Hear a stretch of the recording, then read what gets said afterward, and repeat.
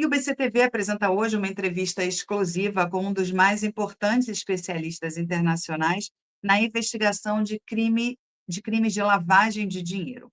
Barry Wolf é referência mundial em casos de corrupção, lavagem de dinheiro e assuntos conexos. A experiência dele abrange ainda a falsificação de produtos, extorsão, sabotagem industrial e organizações criminosas. Hoje vamos tratar aqui de um tema de grande relevância para o Brasil. O PCC e o Comando Vermelho acabam de ganhar o status de organizações terroristas e o governo Lula tentou evitar essa classificação. O governo do PT alega e argumenta que essa decisão do governo dos Estados Unidos abre brecha para que o país seja alvo de operações de forças militares americanas dentro do território nacional. O tema está na ordem do dia e o Dr. Barry Wolf está aqui agora com a gente para nos esclarecer mais sobre esse assunto, explicar como o Brasil permitiu que o PCC e o Comando Vermelho ganhassem contornos de organizações internacionais do crime organizado. O Dr. Wolf é escocês, mas mora no Brasil, reside no Brasil desde a década de 80. Portanto, ele é um expert em Brasil. Muito boa noite, Dr. Wolf. Muito obrigada por ter aceitado nosso convite. Welcome. It's very nice talking to you. Não, boa noite. Você está me ouvindo bem? Obrigado pelo convite. E pode falar em português, porque eu tenho 71 anos e 40 desses 71 anos é aqui no Brasil. Não, eu sei, é só uma brincadeira. Eu quis mostrar o meu inglês. Não, mas está muito bom. Doutor Wolf, em primeiro lugar, eu gostaria de saber como é que o senhor enxerga a classificação do Comando Vermelho e do PCC como organizações criminosas pelo governo americano. Não, ele classificou como organizações terroristas. Isso é uma política Terroristas, perdão. a política do governo Trump, que pode ser interpretado pelo o Trump-Monroe Doctrine, querendo ter sua influência no América do Sul. Mas meu foco é que especificamente o PCC fala sobre o Brasil, porque o PCC é diferente, o Brasil é diferente dos outros países. O que foi feito pelo Trump foi uma decisão política do Trump. Vai ter um impacto em empresas e bancos fazendo negócio no Brasil, vai ter impacto em empresas e bancos e todo mundo fazendo negócio no Brasil, mas ele faz holofote num fenômeno muito especial do Brasil, que é o relacionamento entre o PCC e a sociedade brasileira. Certo. Doutor Wolf, afinal, o PCC e o Comando Vermelho se tornando organizações terroristas, isso pode mesmo provocar invasões no nosso território de forças americanas, de fato ameaçar a economia nacional? Não, são duas coisas diferentes. A designação, hipoteticamente, pode fazer como foi feito em Venezuela, mas o Brasil é muito mais para o sul do Venezuela, a situação é diferente. Então, eu acredito que isso não vai ser. O que pode ser, em vez de a cooperação entre o FBI e a polícia brasileira, que é bastante cordial, sendo designado como organização terrorista, eu nem vou falar se eu acho que é organização terrorista, porque eu acho que não é. Pode envolver a CIA, que é um outro tipo de atuação do governo americano, que é mais invasivo, vamos dizer, é mais secreto. Não é bom. Acho legal. Vamos falar um pouquinho disso para quem não está entendendo direito sobre esse assunto, né? A maioria das pessoas, né? A maioria é leiga e só ouve de um lado, ouve do outro. O que significa isso, né? Uma interferência da CIA, por exemplo. Não, a CIA, o FBI é uma organização policial como a Polícia Federal. A CIA são espiões. Os espiões não têm as mesmas regras. Eles fazem coisas secreto, mais invasivo. Eles fazem. Acho que quem assistiu filmes de espiões já sabe como funcionam os espiões. É diferente da polícia. Sim, É bem... mas a questão é que a CIA pode agir no Brasil, é isso? Esse é o ponto, assim, Abre, que pode, abre a possibilidade de eles acham que têm mais direitos. Abre a possibilidade que eles podem pensar que têm mais direitos. Não é que vão fazer mais do que já fazem, se fazem. certo, certo. Dr. Rolf, essa decisão tem um efeito imediato no Brasil? Essa classificação? Imediato no termos que as empresas e bancos têm que colocar muito mais cuidados, o que eles se chama de compliance e coisas relativas para as empresas e bancos se proteger das ações dos Estados Unidos, que pode ser congelamento de ativos dos Estados Unidos, vistos sendo revogados, as acusações de terrorismo que poderia acontecer. Ok. Como os bancos internacionais passam a enxergar o Brasil após essa designação? Eu acho com bastante cuidado, porque transferências fluem através de transferências internacionais, muitas fluem através dos Estados Unidos, os bancos correspondentes. Tá, o senhor Então, pode falar só um pouquinho mais sobre isso, assim, para, né? tem muitas transferências bancárias que vão através de bancos, vão mandando dinheiro do Brasil para a França, o dinheiro não vai diretamente do Brasil para a França, ele vai através de um banco correspondente que fica nos Estados Unidos. Então, nesse Certo, tem fluxo de dinheiro que atravessa os Estados Unidos. Então, os bancos vão certo. ficar muito atentos nisso. Os bancos, o quê, perdão? Vão ficar bastante atentos. Tem que ficar atento, porque mudou o jogo. Muda o jogo. Essa medida, ela pode afetar investimentos estrangeiros no Brasil? Sim, totalmente, porque sempre quando a empresa investe em Brasil, eles vão fazer o que eles chamam de due diligence. Eles vão olhar quem é a empresa, quem são os sócios, se é boa gente, se pessoas confiáveis. Agora, tem que olhar todo leque, rede de relacionamentos das empresas, parceiros, fornecedores, clientes, para ver se tem alguma conexão, alguma possível conexão com o crime organizado, especificamente PCC. Comando Vermelho é uma coisa mais tradicional, diferente. O que é mais significante aqui, que diferencia o Brasil é o PCC. Certo. O senhor pode falar sobre a diferença para quem? Eu estudo crime organizado foi meu hobby quando foi Olha, criado. Foi meu hobby. interessante.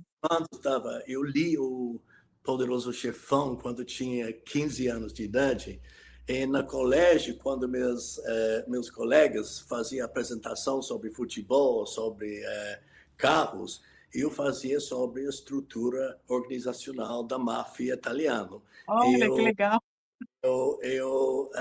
Transporte internacional, comércio internacional de heroína. Então, sempre foi meu fascínio. Sempre fiquei fascinado. E eu gostei dos filmes. E quando foi para a faculdade, minha família quis que eu estudasse direito. Isso que eu achei meio chato, meio seco. Mas na minha faculdade, primeira faculdade, você podia estudar criminologia dentro Olha, com parte integral do curso. Então, eu gostava do crime. Não de fazer crime, do não, mundo do claro. crime. E, então, eu estudei criminologia. Fiquei fascinado. Eu fiquei fascinado como existiam organizações do mundo paralelo. Porque minha família tinha negócios grandes. Tinha a rede... minha família, que era imigrantes judeus, montou uma rede de lojas de A roupas minha femininas. também. A minha Sim? também. Ah, é? Shalom. Sério? Shalom, É, shalom. e, minha bisavó era costureira. E os filhos, como estava como oficina de costura, começou a ter lojas. Eventualmente, depois da Segunda Guerra, a empresa cresceu e foi vendido. Quando foi vendido, algumas pessoas, como meu pai, ficou na empresa e cresceu para ter 500 lojas. E tinha uma estrutura grande.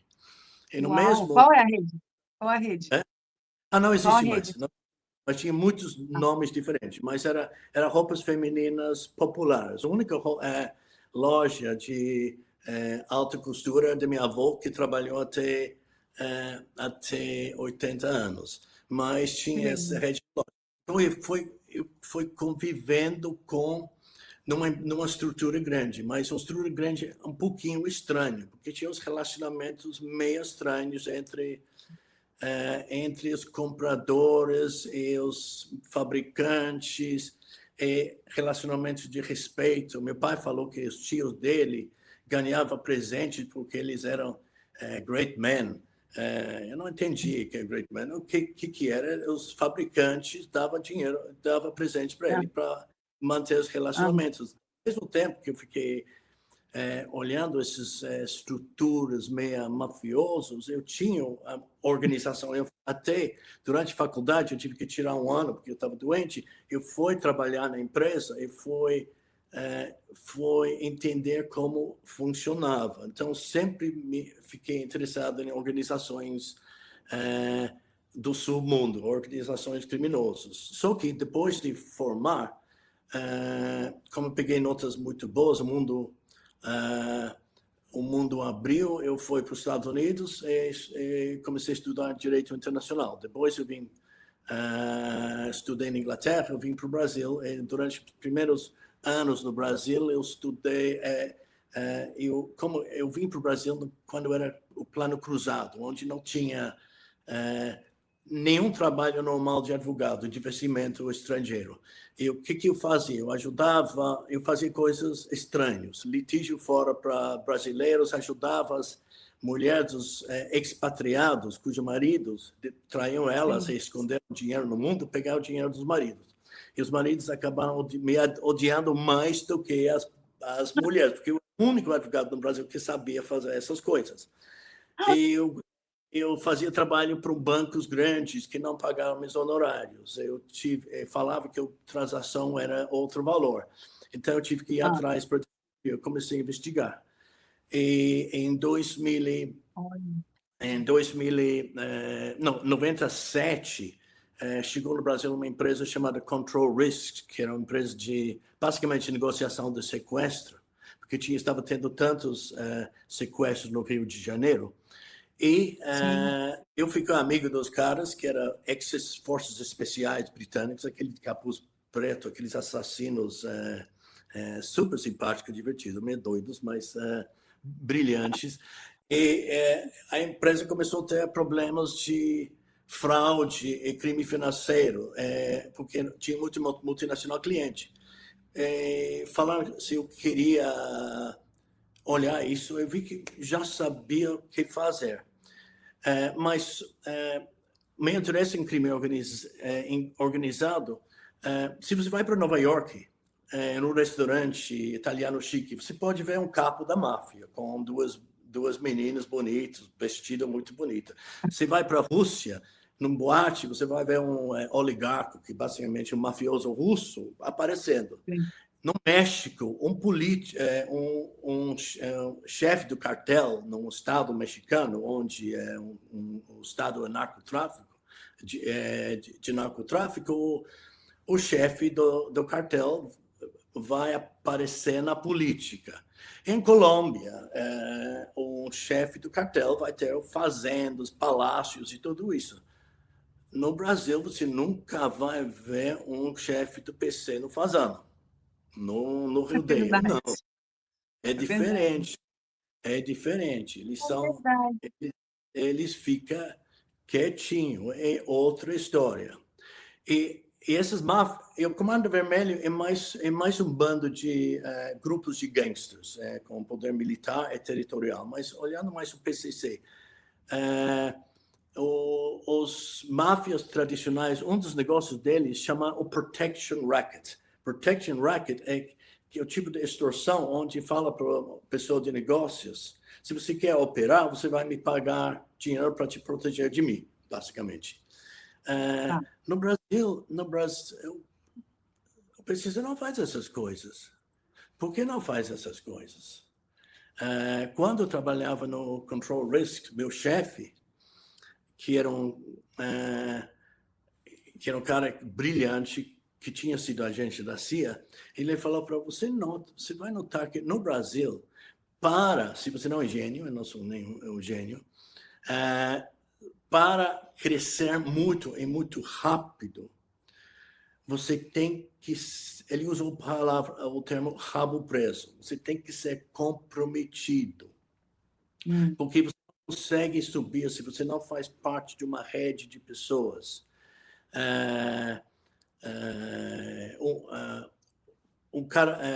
Rede de pessoas, então, porque uma vez que você está com o rabo preso, desculpa usar a palavra, se um cai, todo mundo cai. Então, a pessoa sempre vive olhando isso. Então, por que o PCC não precisa usar esses meios tradicionais de extorsão e protection? Porque a estrutura já existe nesses esquemas de corrupção, nessas máfias aqui. Eles só Certo. entrar como fosse um pedaço de Lego. E a essência desse negócio de rabo preso é a essência da teoria do máfia siciliano.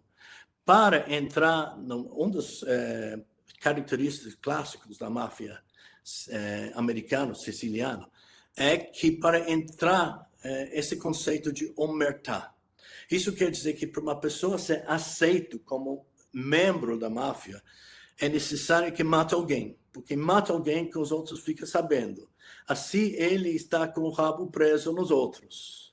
E o que é paradoxo no Brasil é que o PCC começou como um grupo de revolta contra o massacre em Carandiru, até um movimento social, mas são os negócios grandes no Brasil que têm mais características da máfia arquétipo. Então, é um paradoxo muito interessante no Brasil.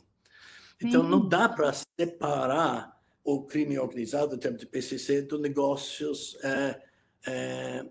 desses grandes negócios. É tudo parte. Não é questão de pensar que vamos tirar crime organizado, vamos tirar a corrupção. Faz parte do Brasil. Faz parte do Brasil. Os dois são institucionalizados. Um é reflexo do outro. Você não pode tirar nenhum nem outro. Faz parte do Brasil. Então, para o banco, para empresário que quer ter uma vida digna, você tem que criar um mundo onde você não toca nessas coisas. Porque é como andar numa floresta e tem um swamp Pantanal. Se você pisa nesse swamp, você vai ser enxugado para dentro. Então, se você vai andar numa floresta lindo, você tem que fazer um mapa para onde você vai andar. E você não pode nem chegar perto do Pantanal. Você tem que evitar isso, porque no momento que você chega lá, você está perdido. Então, para empresários e bancos aqui que quer ter uma vida digna, você tem que evitar, você tem que saber onde está e evitar e criar seu próprio mundo digno. Porque, embora que o Brasil tenha todo esse corrupção institucionalizada, o povo brasileiro é maravilhoso, caloroso. Por isso eu vim, por isso eu gosto do Brasil. O povo maravilhoso, povo bom, povo que foi explorado, mas um povo bom. Então, é possível criar um mundo digno numa empresa, numa família, mas você tem que ficar, não pode tocar nessas coisas. Mas doutor Wolff, eu sou carioca, né? Estou falando aqui do Rio de Janeiro, estou aqui no Rio de Janeiro. A gente vive diariamente, né? A gente convive diariamente com a violência, né, do Comando Vermelho, principalmente as pessoas que moram nas comunidades, né? O senhor acha que não tem que, tipo assim, não tem jeito, isso não vai acabar? Tipo, não tem como acabar?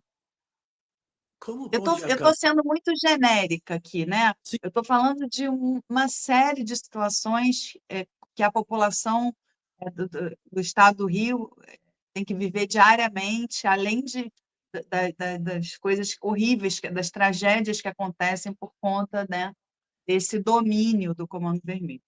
mas não é só o Comando Vermelho, tem outros grupos e tem as milícias, que também Sim, são máfias, que também faz verdade. proteção, tem que pagar a milícia de proteger Isso, você. E tem problemas com os políticos, e não sei como isso vai acabar. difícil, né, É um muito difícil. conceito de entropia. Entropia na física é se você deixa um copo cair, vai quebrar em pedaços. O mais que você mexe, vai ter mais pedaços. Nunca mais vai virar um copo. Tem entropia moral, entropia social. Se você quer que o copo fica inteiro de novo, tem que pegar todos os pedaços e reconstruir. Certo. Eu, eu, Agora, eu sou.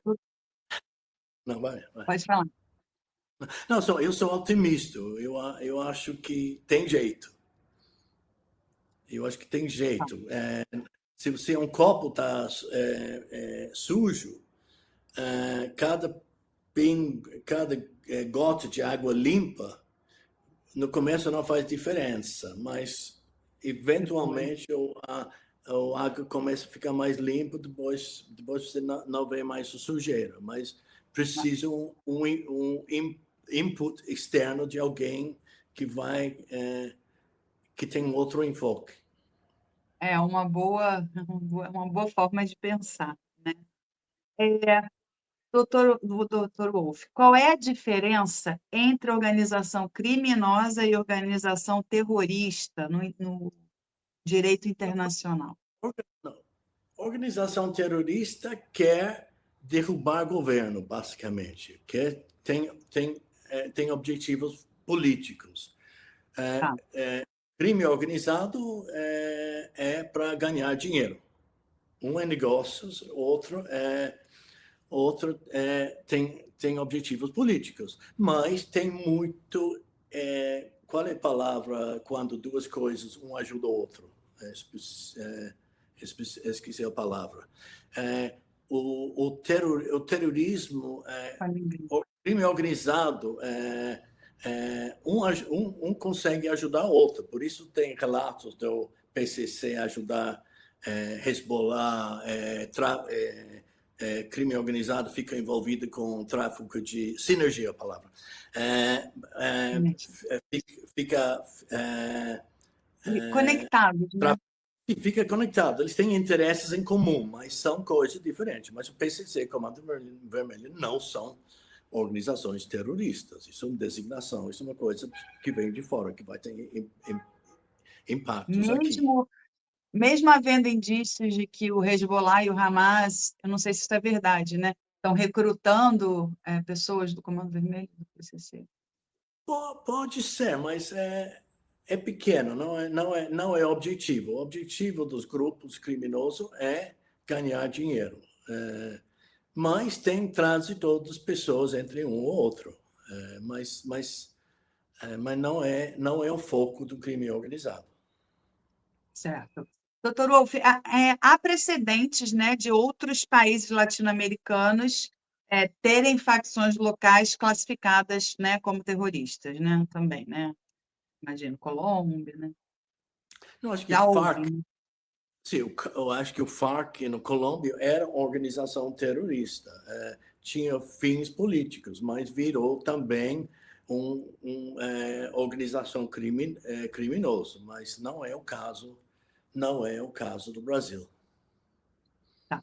E como é que essa decisão, a gente está quase chegando aqui no final do nosso papo, como é que essa decisão afeta a cooperação policial entre o Brasil e os Estados Unidos?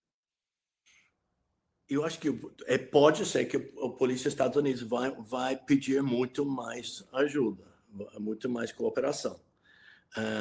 E como eu falei antes, além da polícia, pode vir os agentes de inteligência americano também.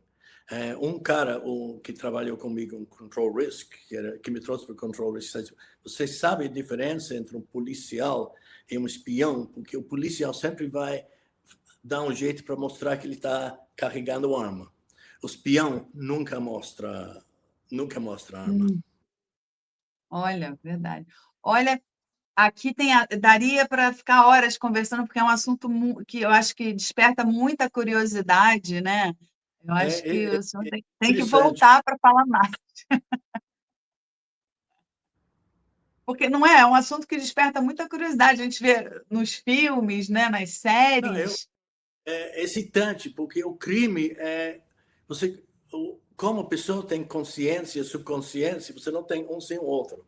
O crime é o lado inverso da sociedade. O Michel Foucault, que todo mundo gosta, todos os intelectuais do Brasil gostam de Michel Foucault, ele falou que como a maneira que um país pune os criminosos mostra estruturas de poder da sociedade. E nesse caso, Tá, como as agências não punem os crimes, que mostra a estrutura de poder da sociedade. Então, é entendi. muito interessante. É muito, muito interessante. Acho que em breve aí o senhor vai estar de volta para a gente conversar mais, assim, uma É um prazer. aula. Dr. Barry deu uma aula aqui para nós. Eu quero agradecê-lo demais, né, por ter aceitado o Não, nosso convite. Muito muito obrigado. obrigada pela entrevista. O senhor quer deixar algum recado? Não, o recado é que o brasileiro é muito criativo. Nas empresas, nesse negócio de compliance, tem esse conceito de mapear os riscos, mas você nunca vai conseguir mapear os riscos no Brasil, porque enquanto o brasileiro é tão criativo na música, na arte, também é audacioso, também é criativo no crime.